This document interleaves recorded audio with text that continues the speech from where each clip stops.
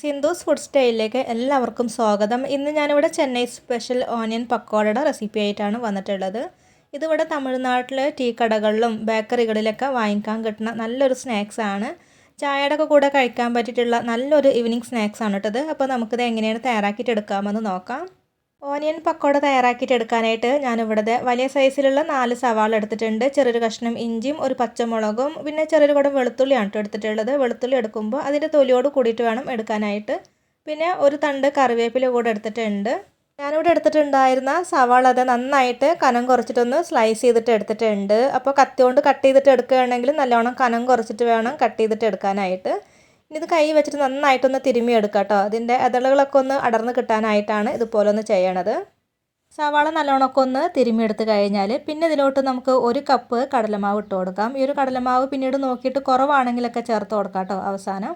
കൂടെ തന്നെ ഒരു 1/2 കപ്പ് അരിപ്പൊടി കൂടെ ഇട്ട് കൊടുക്കുന്നുണ്ട്. വറുത്ത അരിപ്പൊടിയാണ് ഞാനിലേക്ക് ചേർത്ത് കൊടുക്കുന്നത്.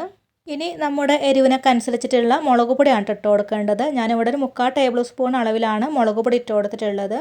കൂടെ തന്നെ 1/4 ടീസ്പൂൺ അളവിൽ ഗരം മസാലപ്പൊടിയും 1/2 ടീസ്പൂൺ അളവിൽ കായംപൊടി കൂടെ ചേർത്ത് കൊടുക്കുന്നുണ്ട്. ഇനി ഒരു 1/4 ടീസ്പൂൺ അളവിൽ പെരിഞ്ജീരകം കൂടെ ഇട്ട് കൊടുക്കാം. വലിയ ജീരകമല്ല, അതാണ് ചേർത്ത് കൊടുത്തിട്ടുള്ളത്. കൂടെ തന്നെ നമ്മൾ നേരത്തെ എടുത്ത് വെച്ചിട്ടുണ്ടായിരുന്ന വെളുത്തുള്ളി ഉണ്ടല്ലോ, അത് തൊലിയോട് കൂടിയിട്ടൊന്ന് ചതച്ചിട്ട് ചേർത്ത് കൊടുത്തിട്ടുണ്ട്. ഇനി ഇഞ്ചി പച്ചമുളക് ചെറുതാക്കിയിട്ട് കട്ട് ചെയ്തിട്ട് കൂടെ ചേർത്ത് കൊടുക്കുന്നുണ്ട്. ഇതൊക്കെ ഇട്ട് കൊടുത്ത് കഴിഞ്ഞാൽ പിന്നെ ഇതിലോട്ട് നമുക്ക് പാകത്തിനുള്ള ഉപ്പാണ് ചേർത്ത് കൊടുക്കേണ്ടത്. ഇനി ഇതിലോട്ട് കുറച്ച് മല്ലിയിലയും അതുപോലെ തന്നെ കറിവേപ്പില ചെറുതാക്കിയിട്ട് കട്ട് ചെയ്തിട്ടുള്ളത് കൂടെ ചേർത്ത് കൊടുക്കാം. ഇതൊക്കെ ഇട്ട് കൊടുത്ത് കഴിഞ്ഞാൽ പിന്നെ നമുക്കിത് കൈ വെച്ചിട്ട് നന്നായിട്ടൊന്ന് മിക്സ് ആക്കിയിട്ട് കൂടെ കൊടുക്കാം. കൈയോട് നന്നായിട്ട് ഇങ്ങനെ തിരുമ്മിയിട്ട് വേണം കേട്ടോ അതൊന്ന് കുഴച്ചെടുക്കാനായിട്ട്. എന്നാലാണ് ഈ ഒരു സവാളയിൽ ഇങ്ങനെ ഈ ഒരു പൊടികളും അതുപോലെ തന്നെ മസാലകളൊക്കെ നന്നായിട്ട് പിടിക്കുള്ളൂ. ഇതുപോലെ ഇങ്ങനെ കുഴച്ചിട്ട് എടുക്കുന്ന സമയത്ത് ഇങ്ങനെ ഡ്രൈ ആയിട്ടൊക്കെ തോന്നുകയാണെങ്കിൽ മാത്രം ഒരല്പം വെള്ളം, ഒരു 2-3 ടീസ്പൂൺ അളവിൽ വെള്ളം മാത്രം ഇതിലേക്ക് ഒഴിച്ച് കൊടുത്തിട്ട് ഒന്ന് കുഴച്ചിട്ട് എടുക്കാം കേട്ടോ. അത്യാവശ്യം ഈ ഒരു സവാളയിലത്തെ നീരൊക്കെ ഇറങ്ങിയിട്ട് ഇതിലിങ്ങനെ ഈർപ്പൊക്കെ ഉണ്ടാവും. അപ്പോൾ വെള്ളമൊക്കെ ഒഴിച്ച് കൊടുക്കുമ്പോൾ കൂടി പോകുകയൊന്നും ചെയ്യരുത്. വളരെ കുറച്ച് മാത്രം വെള്ളം ഒഴിച്ച് കൊടുത്തിട്ട് ഇതൊന്ന് കുഴച്ചെടുക്കാം. ഇതുപോലെ വെള്ളം തളിച്ച് കൊടുത്തിട്ട് വേണം കേട്ടോ ഇതൊന്ന് കുഴച്ചെടുക്കാനായിട്ട്. അപ്പോൾ കുറേശ്ശെ ഇതുപോലെ ഇങ്ങനെ ഒന്ന് തളിച്ച് കൊടുത്തിട്ട് ഇതൊന്ന് കുഴച്ചെടുക്കാം. പിന്നെ ഇതിൽ കടലമാവിൻ്റെയും അരിപ്പൊടിയൊക്കെ ഇങ്ങനെ കുറവായിട്ടൊക്കെ തോന്നുന്നുണ്ടെങ്കിൽ ഈ ഒരു സമയത്ത് ഒരല്പം കടലമാവും അതുപോലെ തന്നെ അരിപ്പൊടിയൊക്കെ ചേർത്ത് കൊടുക്കാവുന്നതാണ്. അപ്പോൾ അരിപ്പൊടിയും കടലമാവൊക്കെ ചേർത്ത് കൊടുക്കുന്നുണ്ടെങ്കിൽ വീണ്ടും കുറച്ച് ഉപ്പൊക്കെ ഇട്ട് കൊടുത്തിട്ട് വേണം കേട്ടോ ഒന്ന് മിക്സ് ആക്കിയിട്ട് എടുക്കാനായിട്ട്. ഉപ്പ് നോക്കിയിട്ട് കുറവാണെങ്കിൽ ഉപ്പൊക്കെ ചേർത്തിട്ട് കുഴച്ചെടുക്കാവുന്നതാണ്. ഇതിപ്പോൾ നല്ലോണം തന്നെ ഞാനിവിടെ കുഴച്ചെടുത്തിട്ടുണ്ട്. ഇനി ഇതിൽ നിന്ന് കുറേശ്ശെ എടുത്തിട്ട് ഇതിന് പ്രത്യേകിച്ചൊരു ഷേപ്പിലൊന്നും എടുക്കേണ്ട ആവശ്യമൊന്നുമില്ല കേട്ടോ. കുറച്ചൊന്ന് എടുക്കുക. എന്നിട്ട് ചൂടായിട്ടുള്ള എണ്ണയിലോട്ട് ഇതുപോലെ ഒന്ന് നുള്ളിങ്ങനെ ഇട്ട് കൊടുക്കട്ടെ. ഇതുപോലെ ഒന്ന് ഇട്ട് കൊടുത്താലും മതി. പ്രത്യേകിച്ചൊരു ഷേപ്പൊന്നും ആക്കിയിട്ട് എടുക്കേണ്ട ആവശ്യമൊന്നുമില്ല.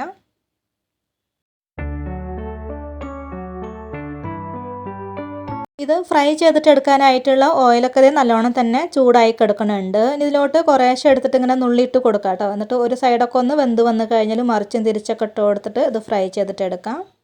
ഒരുപാട് ടൈമൊന്നും എടുക്കില്ല. ഇത് പെട്ടെന്ന് തന്നെ നമുക്കിത് ഫ്രൈ ചെയ്തിട്ട് എടുക്കാവുന്നതാണ്.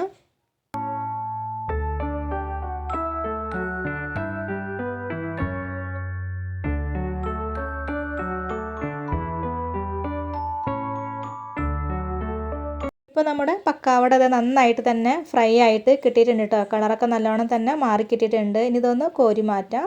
എന്നിട്ട് ബാക്കിയുള്ളതും ഇതേ രീതിക്ക് തന്നെ ഒന്ന് ഫ്രൈ ചെയ്തിട്ടെടുക്കാം.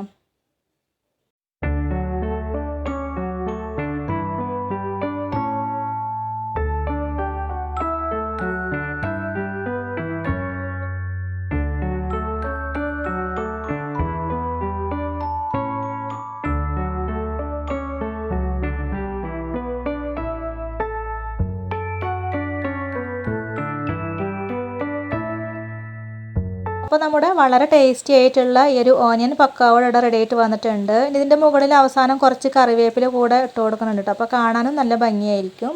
അപ്പോൾ നല്ല ചൂട് കട്ടൻ ചായയുടെ ഒക്കെ കൂടെ കഴിക്കാൻ പറ്റിയിട്ടുള്ള അടിപൊളി ടേസ്റ്റി ആയിട്ടുള്ള ഓനിയൻ പക്കോട റെഡി ആയിട്ടുണ്ട്. തീർച്ചയായിട്ടും എല്ലാവരും ട്രൈ ചെയ്ത് നോക്കുക കേട്ടോ. നല്ല ടേസ്റ്റാണ്, അതുപോലെ തന്നെ നല്ല ക്രിസ്പിയാണ്.